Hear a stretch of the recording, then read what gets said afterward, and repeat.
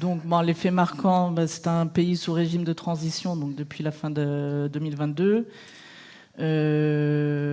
avec un niveau de la dette, donc ce dont je parlais en introduction, de dette sur le budget de 48%, donc un niveau assez élevé du service de la dette, pardon, sur le budget, 48%.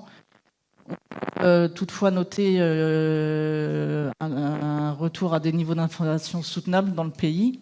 Je passe sur les autres événements que vous connaissez.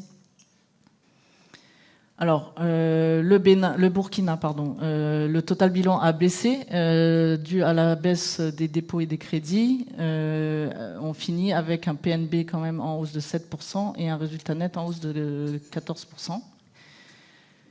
Et bon, même niveau de ROE plus ou moins que le Bénin. Donc vous allez voir, même dans l'analyse, on retrouve pas mal de similarités. Donc c'est deuxième banque en termes de crédit, troisième banque en termes de dépôt. La banque a créé une agence cette année. Donc en termes de dépôt, on a une baisse de 12% dans un secteur qui baisse de 1%. Donc ça, c'est dû à la baisse de flux d'importants clients en fin de période. Donc c'est cyclique, on va dire. Mais ce qu'il faut noter, c'est qu'en nombre de dépôts, le nombre de dépôts a augmenté de 2%. Donc ça veut dire qu'on a plus de déposants. L'encours des crédits, donc comme vous voyez, on est en ligne avec le marché. On a une baisse ici qui est assez prononcée sur les PME, mais c'est dû à un reclassement. Donc il y avait une grosse PME qui avait été jugée PME l'année dernière, qu'on a reclassée en corporate.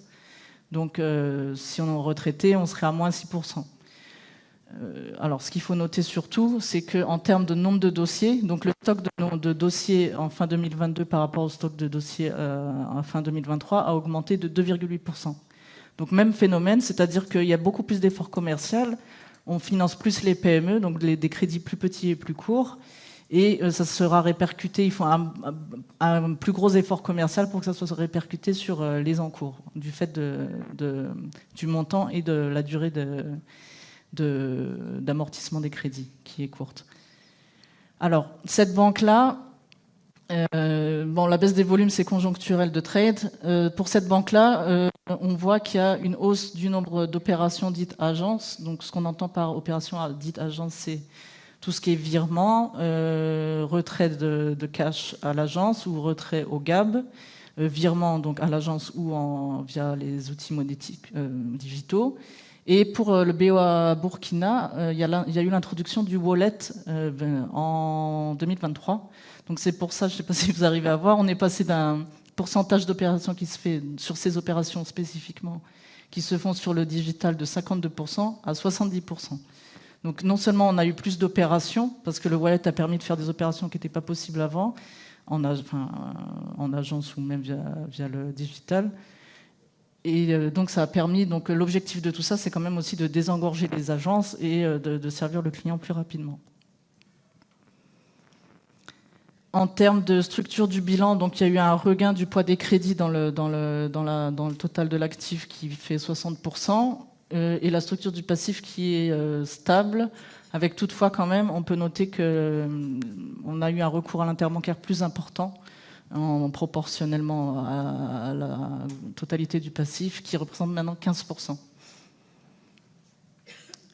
Donc si j'ai insisté là-dessus, c'est parce qu'encore une fois, on va le voir sur le compte d'exploitation.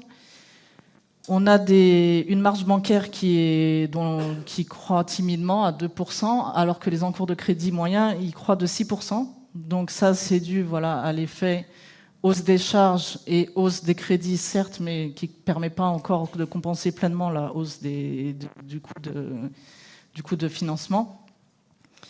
Mais il faut noter toutefois que comme on a une croissance de 8% des produits, pareil que pour le Bénin, et une croissance de 6% des encours moyens, ça veut dire que les rendements sont meilleurs, du fait notamment de la croissance sur les PME. Donc cette hausse timide de la marge bancaire, elle a été largement compensée par la hausse des commissions. Donc ça, c'est essentiellement pareil sur le change et les commissions sur opération. Et donc on ressort avec un PNB en hausse de 7% à 60,5 milliards de francs. Au niveau des charges, bon, il y a une hausse de 8%, donc, mais bon, il faut surtout voir, c'est que le coefficient d'exploitation, il est que de 43%, donc ce qui est un niveau quand même relativement bas et satisfaisant. Au niveau du coût du risque, donc là, pareil, on a un niveau très très bas, proche de zéro. Vous voyez, on est passé d'un coût du risque sur les encours à 0,5% à 0,1% des encours moyens. Donc ça encore, c'est grâce au recouvrement et à un portefeuille de très bonne qualité, puisqu'on a un taux de CDL de 2,5% seulement, qui sont couvertes à 78%. Donc le résultat net finit à une croissance de 14%, à presque 30 milliards, donc 29 milliards de francs. Alors comment ça s'est répercuté au niveau de la bourse ? Donc le marché a très bien réagi à ces performances. Donc ça, bon, en 2022, on a eu une baisse. Donc ça, c'était dû essentiellement parce que la banque avait bien performé, mais c'était dû essentiellement aux conditions politiques. Donc là, on voit qu'on a partiellement rattrapé que la baisse de l'année dernière, et avec des volumes toujours en hausse. Donc c'est pas juste un effet fin de période, c'est vraiment sur toute l'année.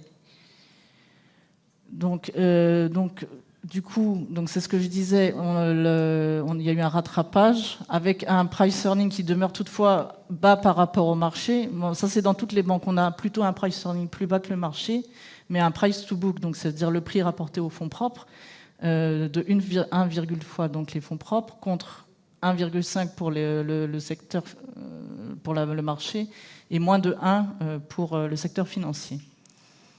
Donc, à l'instar du Bénin, la banque présente un niveau de rendement supérieur à 10%, donc 11,5%. Et la banque va verser cette année donc un dividende en hausse de 22%, plus élevé que les résultats, à 805 francs bruts par action. Et je pense que j'ai fini pour le Burkina.